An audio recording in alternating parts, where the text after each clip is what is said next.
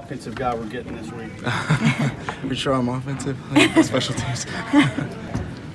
Seth, how big was that 51-yard field goal late, confidence-wise, for you after two misses against Auburn? Big confidence, but I mean, all field goals count, especially in the SEC. When you miss a couple, does the goalpost get a little narrower, or I'm sure it's easy for you to just slough it off, but for a golfer guy, after a couple of chili dips, they're all going to be chili dips. It seems like. Yes, sir. I just remind myself that it's the same 100 yards and that same uprights. Nothing changes.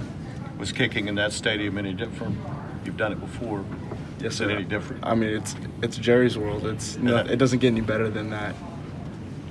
Obviously, for a kicker indoors, you like that without having to fool with any of the weather, I'm guessing. Yes, sir. I do like that. Kicking Yeah. in the Dome Stadium, don't have to worry about the wind. You can just hit a true ball. What do you have to think about or remind yourself of in those moments? So, I try not to think best I Yeah. can. I just go back to my muscle memory and tell myself nothing changes, and I have full confidence in Connor and Braden. So they give me all the confidence in the world. does Braden do a good job keeping you loose? He definitely does. We keep it lighthearted. We have fun kicking and playing. What's your range? I mean, you nailed that. You still had a little extra to go.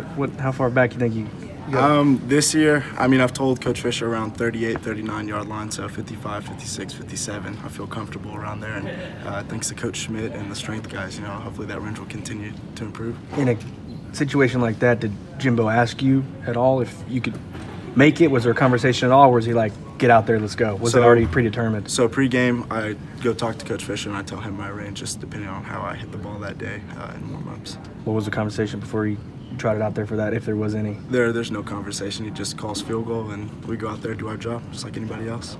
Is there any discussion when you go and tell him what your range is for that day on, does he ask you how you're kicking it? Were you, the intricacies of it, or is it just, that's it, and you go? We just keep it simple. He asked me what the range is, and that's what we go with. Until you miss it. I mean, he has full confidence in me, so. So the range obviously is going to change in an outdoor stadium depending with wind in against turn 4. Some days, yes, sir. That game always seems like it's coming down to the wire. Did you think you were going to be playing a big role in it? We always get Arkansas's best game against us. I guess it's AT&T Stadium brings out the best of them, but it's fun playing them, and we expected a good Arkansas team, and hats off to them. They played their tails off. How'd you handle the up and down of the Auburn game looking back? How were you able to adjust in that game as it went on? I just tried to forget about it best I could. Just flush it, short-term memory, like any good kicker would. Is any game when you miss one bother you more than others? When you look back, if you said you try to flush it, have you been able to do that from the get-go, or did you have to do that a couple times? I learned that back in 8th grade. That was something that my high school coach taught me, just to make or miss, just flush it, next kick. What did the win do for team overall? I mean, no, you didn't play your best. I mean, let's be honest, but yes, you got the win, and now you're 3-2. It's a big confidence booster. I mean, we're in the same spot that we were last season, so we get to decide with this bye week what path we want to go down. And I think we're starting to gel together more as a team. We're starting to make more plays at critical moments in the game and take control of that momentum. We just need to do that more often and get our full potential. After a month of play, can you pinpoint where the special teams has really succeeded and some things you guys need to shore up in this bye week? I mean, there's things we need to pull together all across the board, not just on special teams. How would you describe your year so far? It's been a good year, but it can always be better. We're not perfect. I'm not perfect. I thought Braden and Connor have been doing a tremendous job, so those 2 misses fall on me. But other than that, just next game. How much of what you do is mental versus how much is physical? That's a good question. I don't know if I could give you a percent, but there's definitely a point where you can overthink it and you can get in your own head, but I just try to stay out of my head best as possible. How much do you talk to other kickers about that, the psychology of it? We hang out every once in a while, but we don't like to talk about kicking so much. We just enjoy each other's company. What about guys who've kicked before you, not just here, but in general? So I talked to Daniel last year. He was a big mentor for me, and coming up in high school, my high school coach was good, and Coach Fisher just tells me to trust the process. So I've had guys mentor me, and I want to turn around and do the same thing for younger guys. Is there somebody over the years that you've looked at that you've tried to emulate? I mean, out of Vinatieri is the GOAT. You can't argue with that one. Hopefully he finishes this season out, but he's a guy that I look up to. So can you see yourself kicking when you're 45? I hope so. Hopefully my body holds up. Has anybody ever called you Braden and vice versa? Has anybody ever called him Seth? Unfortunately, yes. And Braden goes, he thinks he's the better looking one, but I don't think he is. So missing kicks for Katie is passionate as their fan base are. Does that prepare you for college? Katie prepared me tremendously for college. I'm so thankful that I went there. It's like a mini college, if you will. But the coaches did a great job preparing me mentally and physically. And the fans too. I mean, when you miss one there, it had been kind of tough. Knowing how those Katie fans are. They're tough fans. There's a standard of excellence with Katie, and so we just try to live up to that every day. Very similar to the 12th man. Well, you were usually up by 3-4 touchdowns. They made my job easy. Yeah. So I mean, I live for that moment as a kicker. Just the game comes down to the wire. Right. Hit a game-winning field goal, but I hope that never happens because we're up by so much. Did you watch Lambeau do it yesterday? I did. That was that like? exciting. I mean, it sucks for the Broncos because Eddie Pinheiro kicked a game winner Monday or Sunday there the week before, and then Lambeau knocked it through. But no, I was happy for him.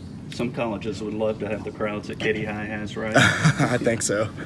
You didn't directly to win it, but I mean, you made it a 4-point ball game, made it tough on Arkansas, knowing they had to go down and score touchdowns. So you played a pretty big part in that win. I mean, all the field goals count in the SEC. Yeah. It just means more. So it's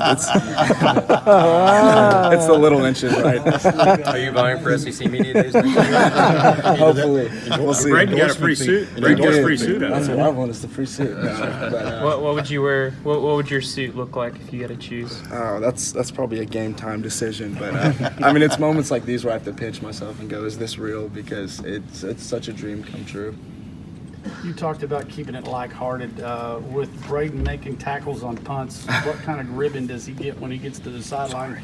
From you guys, other than the fact, we're glad you made the tackle. I mean, he's shaking his head going, that killed my average, but I just hope that he's the glue of the team because he really is a leader on this team, and I look up to him.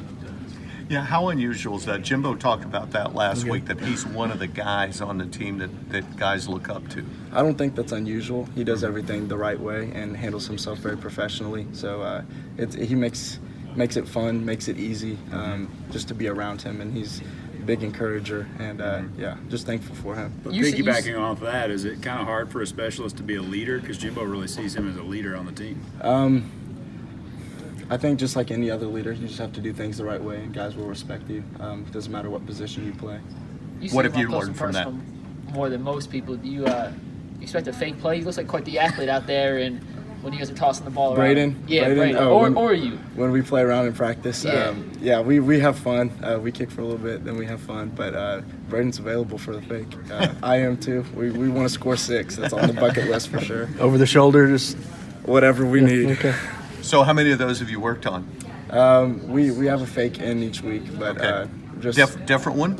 I mean, it's ready. I can't say too much about it, but it's ready if we need it. Hey, how exciting is it to have, I know it's a bye week and everything, but the idea that #1 Alabama is coming to town in 2 weeks to your place, 2:30 kickoff on CBS National TV. How exciting does it make it for this program moving forward? It's exciting no matter who we play. We get to prepare for another week of football, and doesn't matter who our opponent is. We just try to play to the best of our ability. But it's Alabama. It is Alabama, but I mean, we just have to do our job no matter what. Are they faceless too? They are faceless. You got thrown in at the Alabama game last year, right? That was your first game? That was my second game. Okay. Yes, You made a long one there, didn't you? How long was that one? I did. I think it was 52, 53. Yes, sir. Career long? It was a good one. It was. Thanks, Seth.